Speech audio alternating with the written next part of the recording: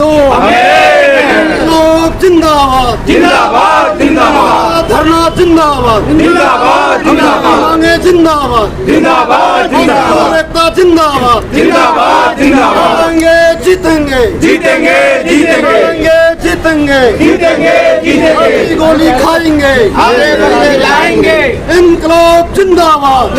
मेरा नाम वीरेंद्र गौड़ है। मैं यूनियन का चेयरमैन हूँ और C2 का दिल्ली प्रदेश का अध्यक्ष हूँ।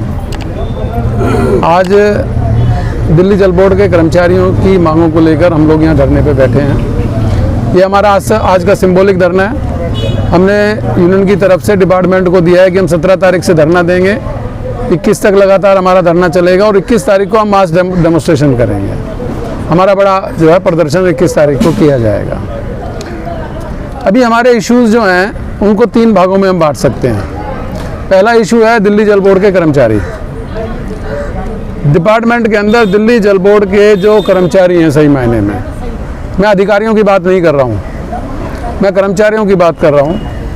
दिल्ली जल बोर्ड के अधिकारी कर्मचारियों की कोई भी बात को सुन नहीं रहे हैं, किसी भी जायज़ मांग को सुनने को तैयार नहीं है। यहाँ तक कि जो मांगे फैसले हो चुके हैं उन्हें अपने आप काम कर देने चाहिए, वो भी काम वो नहीं कर रहे हैं। मतलब मेरा सवाल है दिल्ली जल बोर्ड के प्रशासन से, यहाँ जो अधिकारी बैठे हुए हैं, यहाँ चाहे वो डिप्टी डायरेक्टर हों, चाहे डायरेक्टर हों, चाहे वो मेंबर एडमिन हो जो IAS हैं, चाहे वो CO हों, इनका काम गड्ढे खोदना तो नहीं है, इनका काम पंप चलाना भी नहीं है, इनका काम सीवर साफ करना भी नहीं है। इन्हें ये काम तो नहीं करने ना, इनको यही काम करना है कि साइड पर जल बोर्ड को, जो दिल्ली की जनता को जल बोर्ड का कर्मचारी सेवाएं प्रदान कर रहा है, उस कर्मचारी का समय काम जो है वो समय पे हो जाए। उसकी प्रमोशन है, उसकी रेगुलराइजेशन है, उसकी ACP है, या और जो भी काम हैं उनके, वो काम उनके टाइम पर हो जाएं। यही तो काम है ना इस प्रशासन का। जब दिल्ली जल बोर्ड का वो कर्मचारी जो दिल्ली की 2 करोड़ जनता को सीवर और पानी की सुविधाएं उपलब्ध करा रहा है, पूरे दुनिया के अंदर, पूरे एशिया के अंदर सबसे बड़ा संस्थान अगर कोई है जो अकेला 2 करोड़ लोगों को सेवाएं प्रदान करता हो, पूरे एशिया के अंदर सबसे बड़ा संस्थान दिल्ली जल बोर्ड है। इससे बड़ा संस्थान पूरे उसमें नहीं है जो 2 करोड़ लोगों को एक साथ जो है वो सुविधाएं मुहैया कराता हो। और वो जो कर्मचारी सेवाएं देते हैं, वो कर्मचारी अपनी मांगों के लिए दर दर की ठोकरें खाते रहें, तो ये कहाँ तक उचित है? तो ये निकम्मापन ही है प्रशासन का।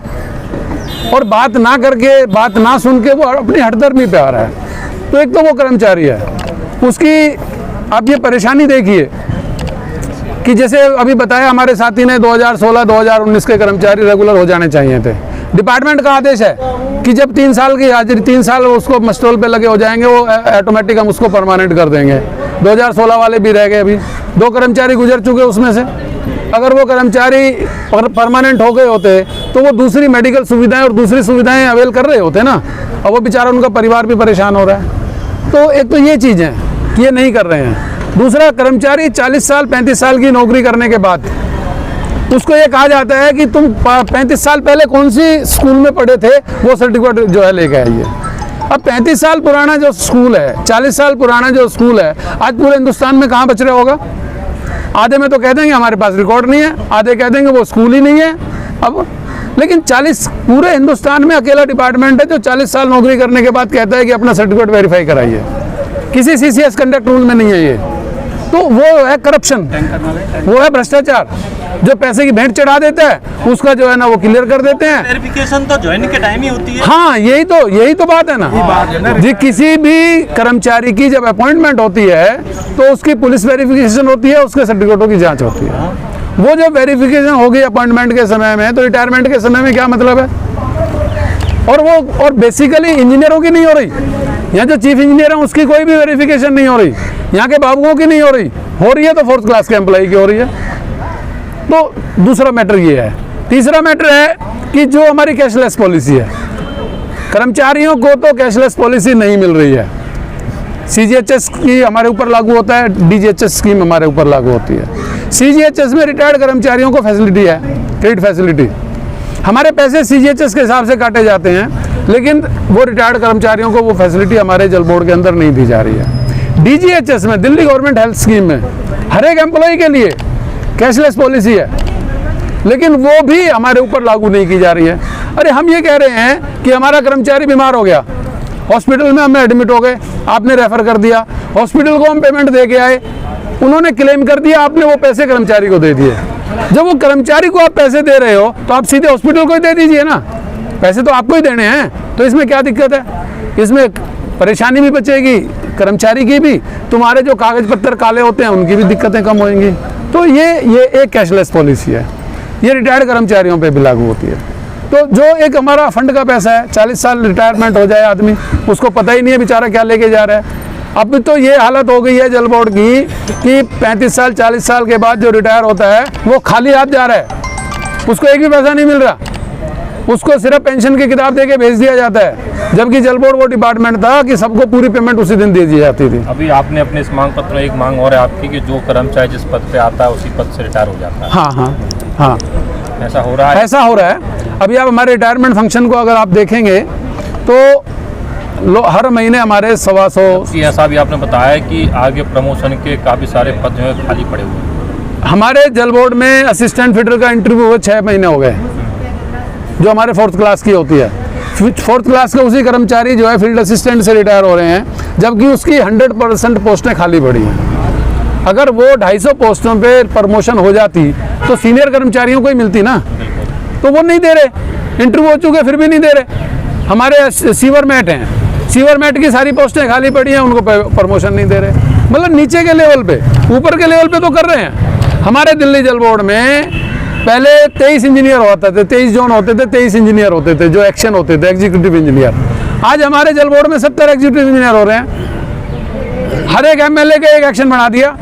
मतलब इंजीनियरों की पोस्टें आप क्रिएट कर सकते हो, उनको आप प्रमोट कर सकते हो, तो कर्मचारी की तो जो पोस्टें हैं वो क्यों नहीं कर सकते भाई? अब इंजीनियरों की कैसे होती है ये वो जाने, उनका तरीका कोई और होगा, इंजीनियरों का तरीका कोई और होगा। मजदूर तो वो तरीका इस्तेमाल नहीं कर सकता, लेकिन मजदूर का जो अधिकार है वो तो मिलना चाहिए ना। हमारे यहाँ पे ग्रेड पे चेंज हुए, हमारे यहाँ LDC से ऊपर सबके बाबुओं के ग्रेड पे चेंज हो गए, हमारे यहाँ फाइनेंस डिपार्टमेंट के ग्रेड पे चेंज हो गए, हमारे यहाँ इंजीनियर जूनियर इंजीनियर से लेकर चीफ इंजीनियर सबके ग्रेड पे चेंज हो गए। अगर कोई किसी के नहीं हुए तो बेलदार से फोरमैन और LDC इनके ग्रेड पे चेंज नहीं हुए। क्यों भाई? मतलब क्यों नहीं हुए?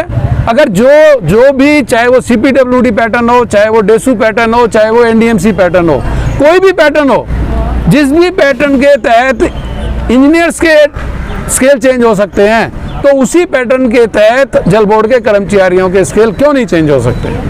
लेकिन कोई सुनने वाला नहीं है। अब आप लोग क्या चाहते हैं? दिल्ली सरकार से आपकी मांग है, दिल्ली जल बोर्ड के जो मंत्री हैं उनसे? देखिए पहली बात तो ये है कि कोई शौक में आके धरने पे नहीं बैठता है, ये शौक नहीं है हमारा, ये मजबूरी है।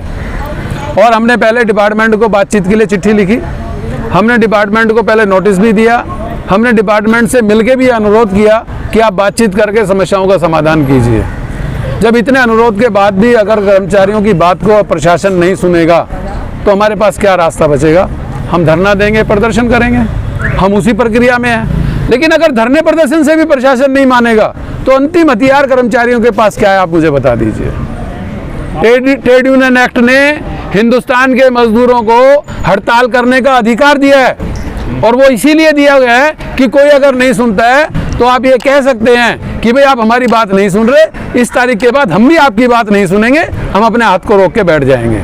और अगर यही परिस्थिति रही तो वो दिन जरूर आएगा जिस दिन दिल्ली जल बोर्ड का कर्मचारी अपना हाथ रोक देगा। अभी आप अंदर गए थे, क्या रिजल्ट, क्या बात हुई, क्या रिजल्ट? अभी हमारे जो दिल्ली जल बोर्ड के वाइस चेयरमैन हैं, हमारे दिल्ली जल बोर्ड के जो वाइस चेयरमैन हैं, बाद में देना यार, सोमनाथ भारती जी, हम उनसे मिले थे। उन्होंने हमारी बात को सुना है, अच्छी तरह से सुना है, और उन्होंने ये कहा है कि भाई हम आपकी बात को, उन्होंने प्रशासन को तुरंत चिट्ठी लिखी है हमारे मांग पत्र को लेके कि तुरंत इसको सॉल्व कीजिए। और बाकी अभी जो है ना उनसे बातचीत की प्रक्रिया जारी है, और जैसे भी होएगा शाम तक शायद कुछ पता चले, लेकिन अभी कोई रिजल्ट उसका नहीं है। लेकिन ये है कि सकारात्मक उनसे बातचीत हुई है और उन्होंने हमारी बातों को सुना है। इंकलाब जिंदाबाद जिंदाबाद जिंदाबाद, इंकलाब जिंदाबाद जिंदाबाद जिंदाबाद, जल बोर्ड प्रशासन मुर्दाबाद मुर्दाबाद मुर्दाबाद, जल बोर्ड प्रशासन मुर्दाबाद मुर्दाबाद मुर्दाबाद, CO वाटर मुर्दाबाद मुर्दाबाद मुर्दाबाद, CO वाटर।